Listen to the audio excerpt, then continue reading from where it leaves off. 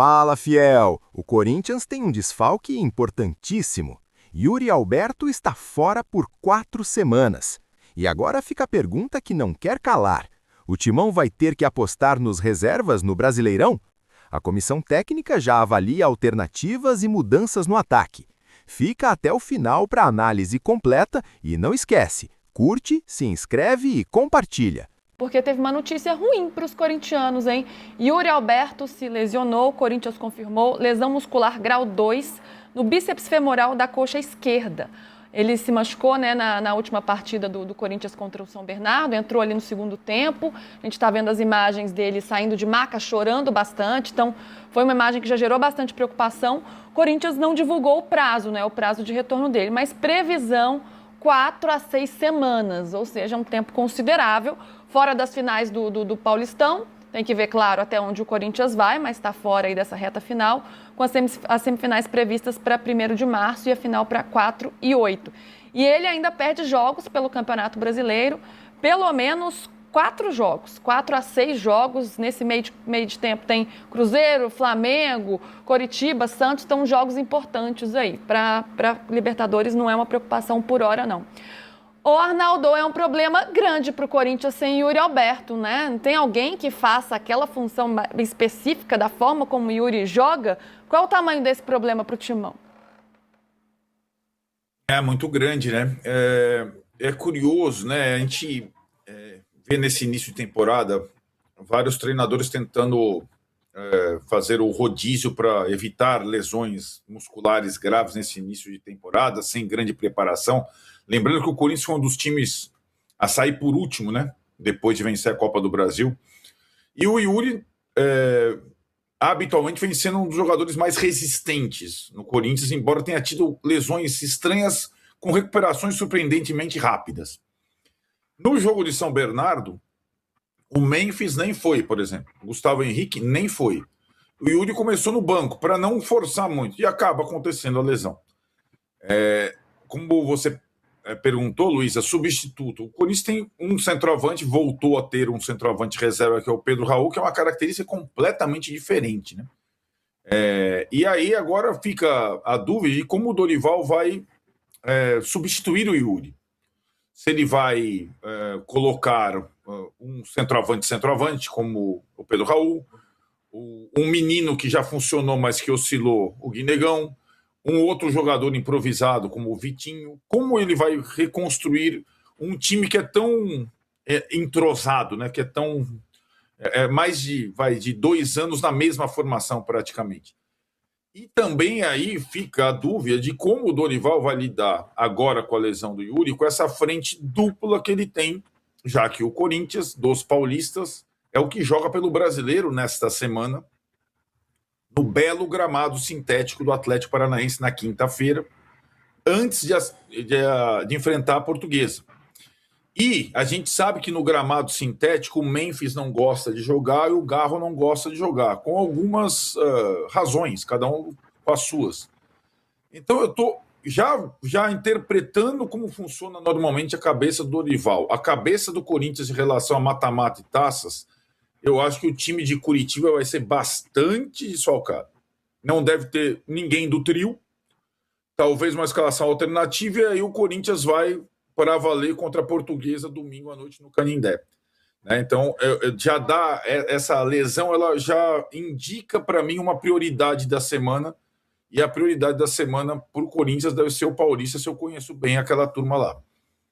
É difícil equilibrar isso tudo. O Dorival vem pedindo reforços até por causa disso. E Memphis e Yuri são uma dupla que são um pilar ali do Corinthians, né? Então, sem um deles, o time perde demais, Júlio. Perde bastante. Tem uma coisa só, o que o Arnaldo falou tem todo sentido, mas tem só um detalhe que me chama a atenção pensando com a cabeça do Dorival. Porque é verdade, o Corinthians joga quinta à noite em Curitiba, no sintético zoado do Atlético Paranaense. E na outra, quarta, com o Cruzeiro fora de casa.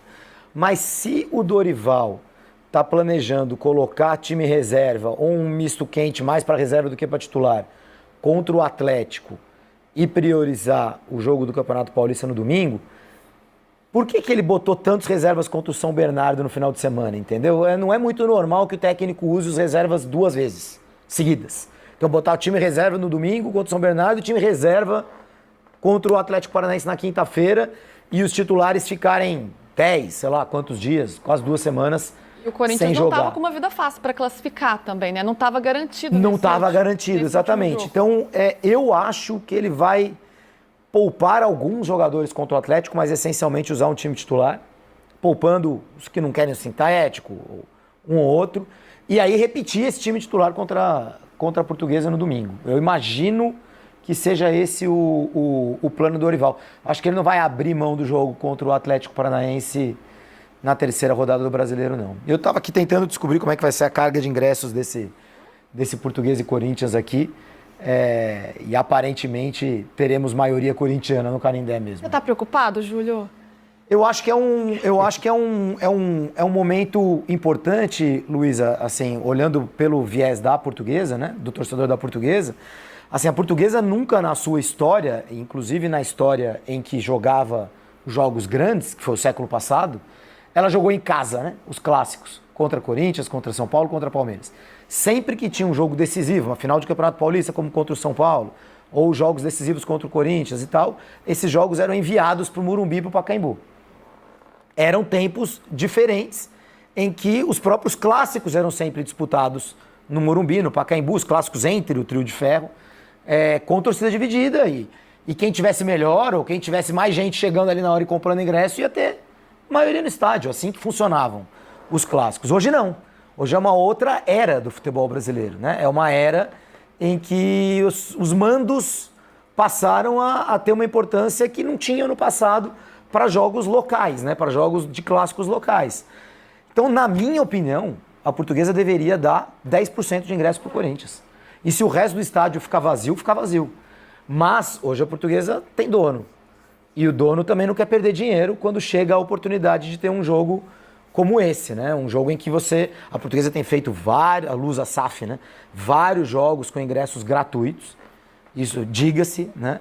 Que para mim é uma ação bem interessante. Não dá para fazer isso num jogo contra o Corinthians, que você pode cobrar lá 100, 150 reais e ter 10 mil corintianos pagando esse ingresso para você, né? Então, acho que vai ficar uma coisa parecida com o que foi o primeiro clássico do Campeonato Português e Palmeiras, com 5 mil ingressos para torcida portuguesa e 10 mil para a torcida do Palmeiras. E nesse caso para a torcida do Corinthians. Mas eu acho que vai ser um jogo bem interessante.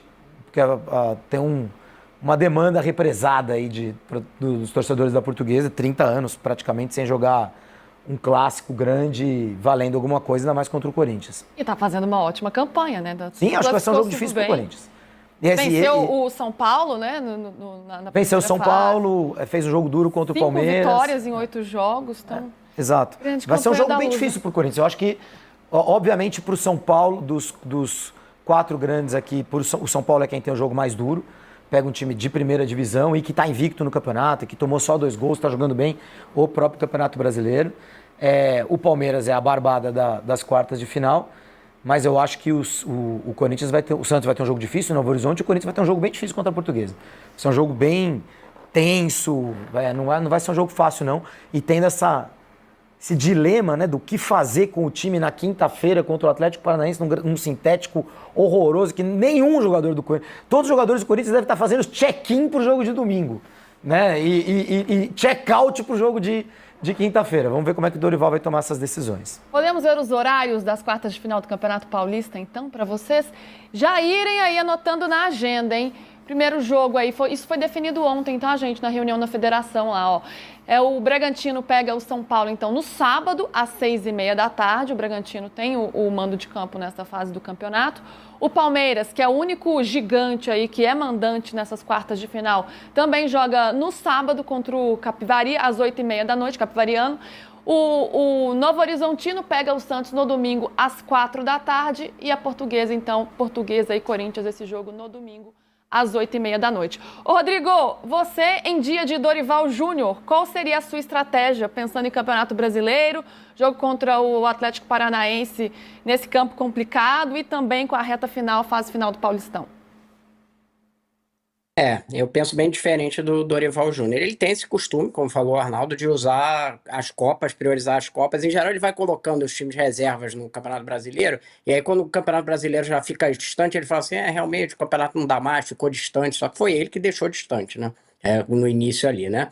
Então, ele costuma fazer, e eu acho que, no mínimo, vai ou ter um misto, ou time reserva. Para mim, e isso vale para todos os clubes brasileiros, não faz o menor sentido poupar no Campeonato Brasileiro para priorizar o Campeonato Estadual. Para mim, não faz o menor sentido. Acho que é o campeonato principal, você tem que escalar. O Palmeiras, por exemplo, está fazendo essa abordagem de usar os titulares no Brasileiro, que eu acho que é a abordagem correta. Os outros estão dando uma variada. O São Paulo está usando bastante, né? Os titulares nos 2 campeonatos.